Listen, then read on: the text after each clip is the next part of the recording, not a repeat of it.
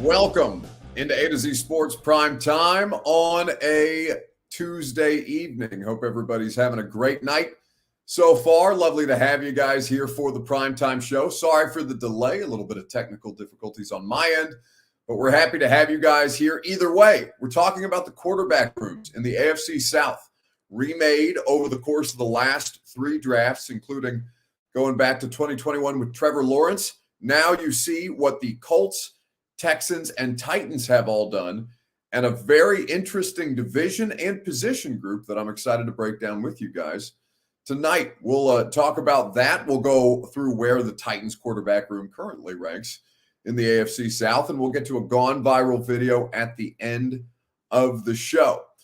Before we do any of those things, need you guys to share the show around on Facebook, YouTube, Twitter, and on Twitch. We would appreciate that. If you are on Twitter, you can retweet the show in the bottom right-hand corner of your screen. If you're on Facebook Live, you can share now to public. That's in the bottom left. If you're on YouTube or Twitch, you can subscribe to the channel, throw a like on the video. If you've done that, tell a friend, family member, or loved one to do the same. We would appreciate you sharing the show around. Beverly says, I was wondering where you were. I don't know what's going on with the home office internet situation, but we are running it on the hotspot. And we're trying to do this the best way that we can. So we appreciate you bearing with us, Beverly. But we are here and we're ready to talk about the quarterback rooms in the AFC South. Welcome into A to Z Sports Prime Time here from the Superbook Sports Studios. I'm your host, Buck Rising. I might be late, but I'm proud as always to be presented to you by the Ashton Real Estate Group of RE/MAX Advantage. Go to GaryAshton.com and get the intel edge you need to succeed in this red-hot Nashville real estate market. Gary Ashton for your dream address without the stress. TrueMath Fitness in the Gulch. 52 pounds is what I was able to lose going to TrueMath Fitness. They can get you to your fitness goals as well. TrueMathFitness.com for your first workout free. And Superbook Sports. Download the Superbook app today, and they will match your first bet up to $1,000, win or lose. Nobody has better odds boosts and promo bets than Superbook Sports. So the Titans drafted Will Levis, 33 overall. They let him go in the first round. They tried to trade back up to get him, but ultimately traded back up in the second round to select second overall in the second round. Will Levis, the quarterback out of Kentucky. Now that was after C.J. Stroud had gone second overall to the Texans. And of course, very soon after that, Anthony Richardson, fourth to Indianapolis. They now join those three quarterbacks, Trevor Lawrence, in one of the most interesting quarterback divisions in football right now for all the young talent that now resides here. Tannehill is the most entrenched or the veteran of the group at this point, where the next closest is Trevor Lawrence among projected starting quarterbacks. That is, and perhaps Gardner Minshew starts the season for Indianapolis, but it certainly seems like, based off Jim Irsay's comments, that Anthony Richardson is going to get the opportunity to start. Amar on YouTube says, great move to grab Levis. Really smart move with a division with all good young quarterbacks. Well, we can talk about who's the greater risk among these three new quarterbacks who have just arrived in the AFC South. Because I do think that you can make a very compelling case for Will Levis to be able to succeed in Tennessee, while it may not be as easy for Anthony Richardson, for example, to do so in Indianapolis. But we'll talk about these things here tonight. Is it legit? Buck hasn't confirmed, but it seems legit if Will Levis posted. If Will Levis posted what? You'll have to fill me in, or Bert will have to fill me in at some point. I haven't seen anything from Will Levis today, so perhaps somebody can fill me in with that, because we are going to talk about Will Levis in some capacity here in just a second. I'll see what Bert has to say about it. But in the meantime, the quarterback situation in the AFC South is going to be one that is going to be decided very, very early on. And obviously the Jags currently control this division. I think that the circumstances for the Titans at this point, it's a little bit more of a slow burn. Now, we're going to start with your Two Rivers Ford take on Facebook, YouTube, Twitter, and on Twitch to get the discussion going here tonight. In fact, Bert, if you would mind sending me the email at your, or no, I haven't. I'm just being dramatic. Where does the Titans quarterback room rank in the AFC South? I can see you back there. I'll deal with you later. If you're not nice to me, Bert, I'll make you go on camera, and I know how much you hate that. Where does the Titans quarterback room rank in the AFC South? We're going to talk about it together. Two Rivers Ford take. As always, it's presented by Two Rivers Ford. Go to Two Rivers Ford for quality American-made Ford vehicles and award-winning customer service. Nobody has better options for you and makes the car buying process faster, easier, or more fun than Two Rivers Ford. I was just at Two Rivers Ford today getting my vehicle serviced. I cannot say enough about the work that their group does in the service department. It's just one of the many reasons that I love being a Two Rivers Ford customer, and you will as well. Two Rivers Ford in Mount Juliet or online at tworiversford.com. So, where does the Titans quarterback room rank in the AFC South? First with this O-line, says Royal, right? That's interesting. Jake Barr says who run it. I assume that means he's advocating for the Titans in this way. I think there's a variety of different ways that you can look at the quarterback room, right? Because what I see on a regular basis is a lot of Tannehill slander, right?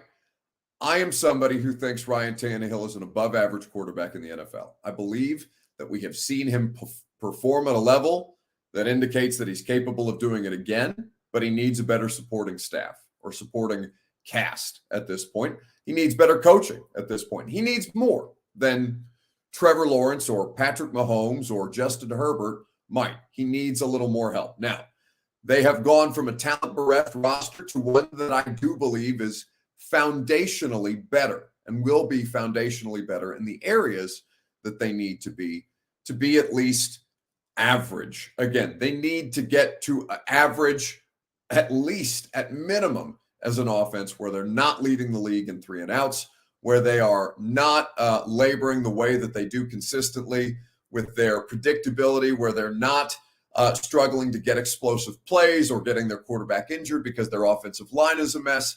They need some kind of stability on offense, and the moves that they've made, it feels like, are going to give them an opportunity to do that again. Now, Trevor Lawrence is who has recently won the division. He didn't do it necessarily cleanly, for those of you who remember that Week 18 win-and-in game between the Jags and the Titans. Trevor Lawrence was the reason they won that game.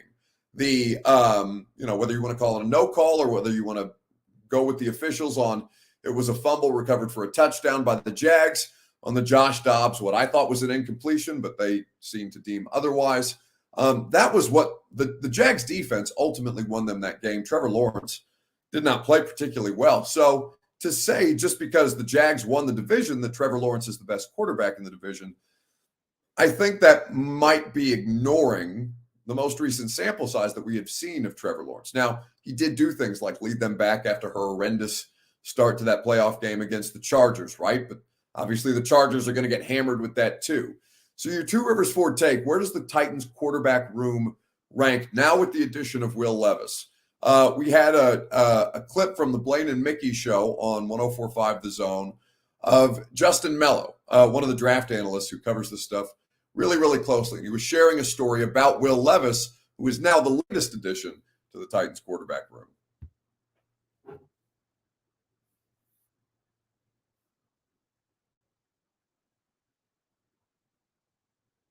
Maybe the video's not playing. I'll tell a quick story. I had an opportunity several months ago, to sit down and watch Will Levis's tape with a current NFL scout. It was an experience that I really enjoyed. This scout actually played in the NFL, and then I was a bit more skeptical. This was back in October, November, the way Levis was playing last year. And the scout talked to me about going down there to Kentucky, sitting down with Will Levis, meeting him in person, and he said to me, "Justin, I played in the league. I wish that guy was my quarterback when I was in the NFL." I'm an ex-player that still has those competitive juices about me, flowing through me, and I would run through a brick wall for this guy as my quarterback. So I thought that was really eye-opening to hear from a current NFL. It was not a Titan scout, obviously, in case people are wondering. I thought that was really eye-opening to hear, and I think he's going to surprise a lot of people in Tennessee. So that's Justin Mello of the Draft Network talking about Will Levis. Now, I think that Ryan Tannehill, given the veteran experience and the levels that we've seen Ryan Tannehill play versus where we have not yet seen Trevor Lawrence achieve at, I think that Ryan Tannehill is probably still the best quarterback in this division. Now, Trevor Lawrence could take a substantial step forward. He's got much better coaching. We could well be talking about Trevor Lawrence in a different light by the end of the season, but I don't think he's established the way that a lot of these other young star quarterbacks are. I think we still have a lot to see from Trevor Lawrence. Now, the good news is he's got potential. If you're a Jags fan or if you're just somebody who likes watching good quarterback play, Trevor Lawrence has a lot of room to grow, which is a positive if you are somebody who's rooting for his success. Now, in this division, the Trevor Lawrence that I saw last year, you can still beat that guy at this point, especially with the defense that the Titans project to have again if they can keep these guys healthy. Now, the Titans quarterback room also includes Malik Willis, who, depending on your view of Malik Willis, could be either viewed as a positive or a negative, given what he was not able to contribute last year. And then with Will Levis, who is anything but a proven commodity at this point, the depth of the Titans quarterback room is very much uncertain. I think Houston and C.J. Stroud will see growing pains, but that's exciting. I think Anthony Richardson is probably going to have the roughest start of any of them because it sounds like they're going to play him right away. I do think that what we are going to see from the AFC South this year is telling. It's going to be telling how much help, realistically, the Titans have been able to acquire for Ryan Tannehill. We feel like they've done a sufficient job on the offensive line, given the resources that they had. But are the skill position players enough to give him legitimate firepower to keep up with the rest of the division and then beyond that in the AFC, where these teams are stacked offensively? I think that at this point, that's a fair question and an answer that we won't have until we get probably a month into the season. So where does the Titans quarterback room rank? Who's the backup? Is it still Beathard, Bert? Is it still C.J. Beathard in Jacksonville, the backup quarterback to Trevor Lawrence? I feel like that is probably the quarterback room that I would favor. C.J. Beathard has started games, both for the 49ers and for the Jags. Okay, so it is C.J. Beathard. I'd probably go Jags, Titans, Texans, Colts ahead of the season, just in terms of the quarterback room specifically. But I do think that if Tennessee gets the protection right around Ryan Tannehill, we can be having a much different conversation by season's end. Even as I'm a Trevor Lawrence believer, I think that guy is going to end up being really good. I'd like to see the Titans alleged to have a plan, right? Like they keep telling us that they have a plan. It's tough to see that right now, but perhaps that'll manifest in ways that they've been banking on with the young receivers from last year's draft class, with what they've added now and with increased or improved protection and depth in front of Ryan Tannehill and Derrick Henry. We'll find out. So let's talk about the rest of the division at this point, because I do think that the Jags that the Colts and the Texans circumstances are really, really interesting at this point. Which AFC South quarterback will have the best rookie year? Let me know on Facebook, YouTube, Twitter, and Twitch in the comments section. We'll talk about it together right after I remind you that the Primetime Show is presented by TrueMav Fitness in the Gulch. Go and get your first workout free as a Middle Tennessee resident at TrueMavFitness.com. All kinds of great workouts. Today is a full body workout with a focus on upper body. It's a workout that I really enjoy. It's one that the coaching staff really gets into to maximize your potential and to help you achieve your fitness goals. Whether you like the group classes, the personal training, or just want to have access to their open gym, TrueMavFitness.com has all manner of options for you to to improve your fitness today. So to get started and for your first workout free as a Middle Tennessee resident, go to truemavfitness.com today.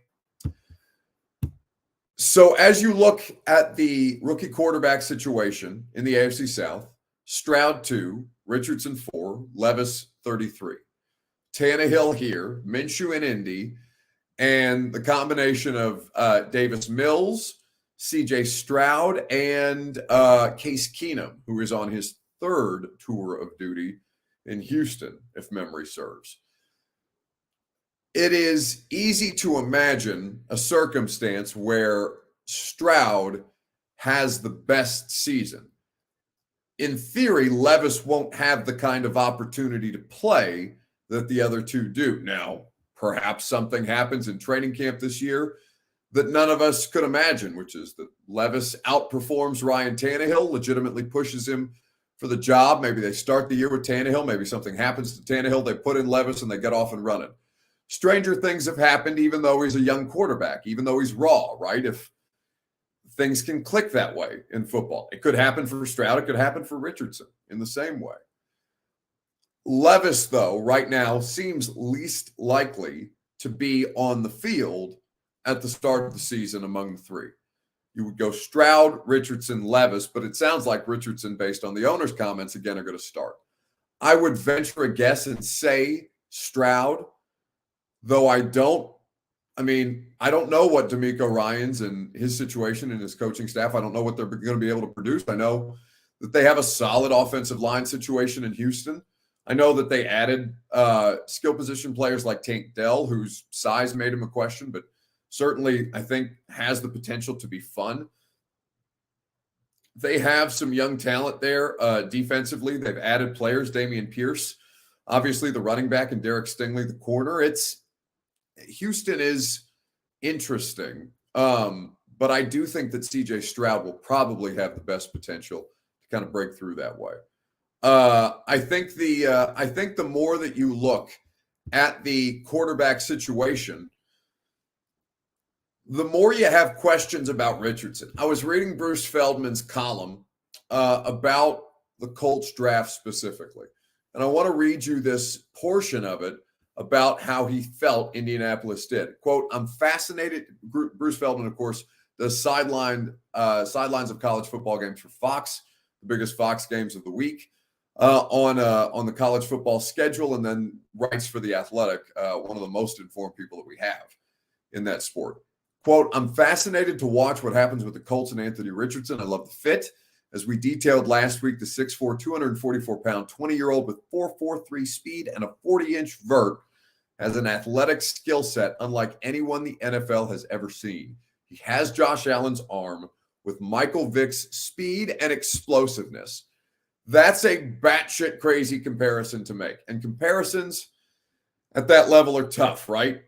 You look at these guys and you say, it's tough to hold anybody to the standard of those two players. I almost just let him be Josh Allen, right? We were very hard on Josh Allen at the gate, but there was a low bar, it felt like, for Josh Allen to a degree. By the way, this Knicks Heat game is getting nuts at the Garden tonight, going down between Miami and New York in the second round. 99-96, a big three-point shot with just over 4 minutes to play if you're keeping track of the NBA postseason tonight.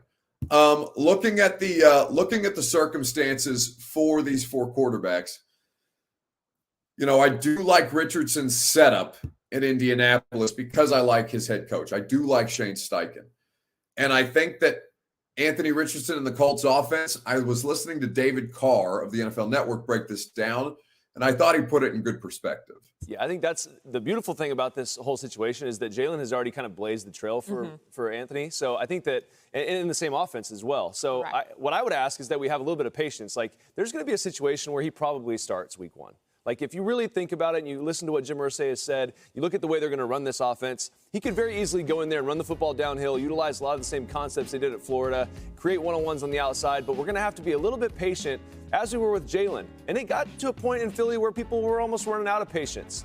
So that's what I would ask, right? There can even be a scenario when I look at this thing that Anthony's out there and he's running this offense and they're effective on first and second down, maybe even the red zone. You get into some third down situations, 2 minutes, you got to put Gardner Minshew in there. Don't let that be a negative. Don't let us come on here and start talking about, oh, Anthony's not ready. We all know he's not quite there yet as far as his development as a quarterback. But I love his makeup. I love that he knows what he doesn't know. He's willing to learn. He's willing to go out there and put himself out there. He has the same career path. He could have the same career path as Jalen Hurts. Same coach, same system. All the similarities are there. I would even argue Anthony has a bigger upside. Like physically, he does some things that like Cam Newton, like we haven't seen in like the last 5 or 8 years, since Cam was an MVP candidate. So it's going to be really fun to see how this thing kind of all turns out.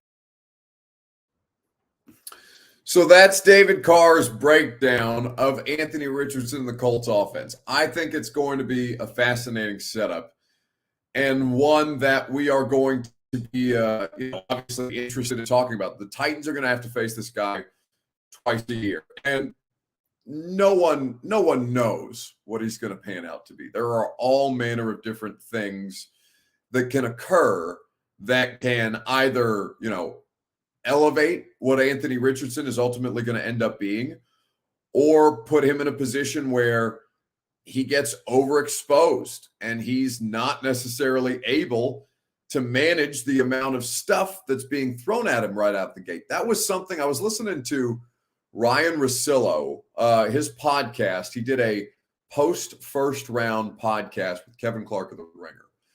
And I was listening to the two of them talk about what they had heard in college football around Anthony Richardson, and that Billy Napier in his first year at Florida had thrown too much at him in terms of the level of offense that he was being asked to run in ways that did not necessarily help the growth of a player who only had a sample size of 12 starts heading into this NFL to this NFL draft, right? Anthony Richardson is not just raw and super toolsy. He's also incredibly unproven because there's just not a ton to work with in terms of the tape there for you to kind of discern how much better this guy can be or has the potential to be. But I do think ultimately that when you look at the circumstance for Anthony Richardson, if you're the Colts, it's worth the gamble. Because I did like their draft. I liked what Indy did. I liked what Houston did, to be honest with you. I thought, like I said, I'm not by any stretch of the imagination out on the Titans draft. I wasn't crazy about the trade up for Levis, but I understood what they were trying to do. And like I said, if that's the quarterback on their board, then go get your quarterback and try and figure out the most difficult position to figure out. But I think ultimately, what you see in Anthony Richardson is somebody who's worth the risk. I would have said if he had fallen to the Titans at 11, I would have said the same thing. If he hits, has the potential to be the next great thing, right? For all the, skepticism around him, for all the different ways that his game is being dissected about what he didn't do in college, that, he's being compared to Cam Newton, but Cam Newton won at a rate in college football that was unlike anything that we had ever seen. He single-handedly nearly willed an Auburn team that had no business being in the championship to a championship that year.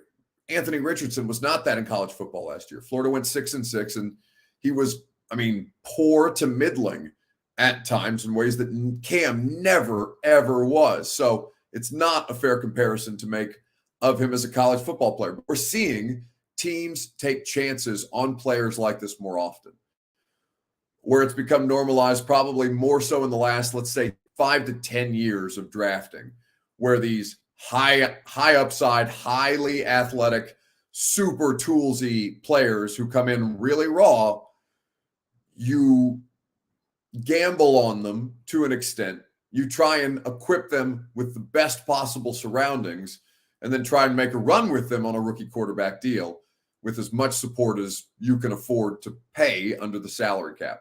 Richardson is worth that risk that way. And I think that's a fascinating situation.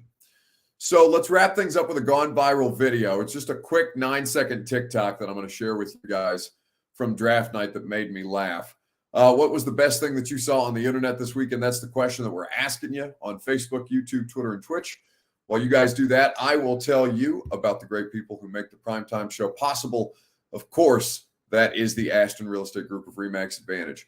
Go to GaryAshton.com for your dream address without the stress and get the intel edge you need to succeed. Nobody has better intel on more properties than the Ashton Group. It's why they're the team that your favorite teams trust.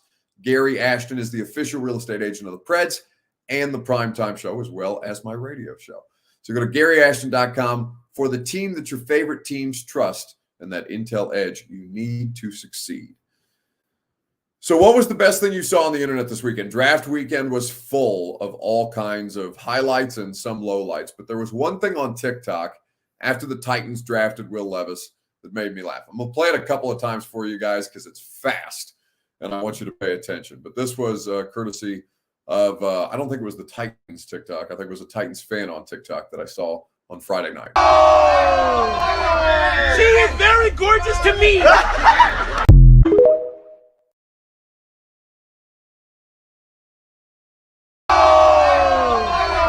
She is very gorgeous to me.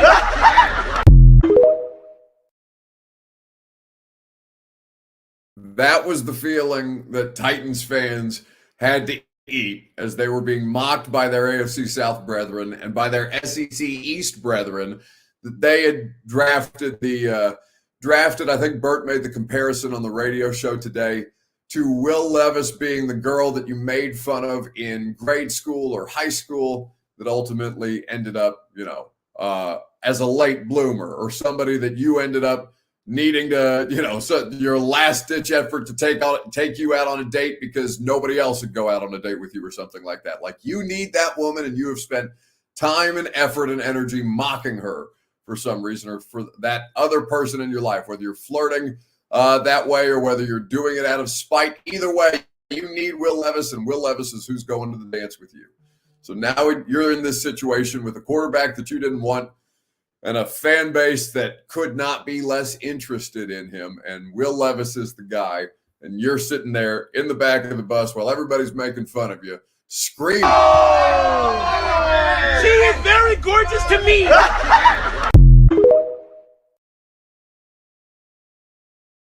It made me laugh when I saw it on draft night. That was among the best things that I saw on the internet this weekend. Radio show is going to be fun tomorrow. Bert is going to come prepared with AI sports poetry on Will Levis. I can't wait to hear his reading and iteration of that. We will get into a lot of what the Titans have done on the offensive line. We'll also talk about the Taylor Lewan story. Had a conversation about that this morning with Lewan suing his doctor for a botched ACL surgery, which is an interesting development, and ultimately seems like it might have led to Taylor Lewan's at least the end of his Titans career, if not the end of his NFL career. So we'll see what comes of that tomorrow. 10 to 1 on 104.5 The Zone. Also a 615 Sessions podcast. Also a new episode of The Install with Greg Cosell. Speaking of The Install, go get your tickets at 1045thezone.com. As I mentioned, Greg is flying in from Philadelphia from the headquarters of NFL Films to break down the Titans 2023 draft class with you on May the 20th at the Hutton Hotel. $25 is all the tickets cost. It's going to be an incredible event. We're going to have a lot of fun things planned for you and some special guests. So go to 1045thezone.com to get tickets for the live taping of the Install podcast with Greg Cosell on May the 20th. I'm looking forward to seeing a lot of you guys there. Have a great rest of your night. Radio show at 10 a.m. tomorrow. And we will, if we don't talk to you there, talk to you tomorrow night on the Primetime Show. Are you surprised to hear that? Certainly not. The first year we took it to the limit. And I was in Miami with my new beach house. Well, it was a couple minutes from the beach. It's been 20 years since then. We haven't been too strong in the last few years. Oh, we've been strong. We're just playing by the rules. You can't have a newcomer come in and steal a show.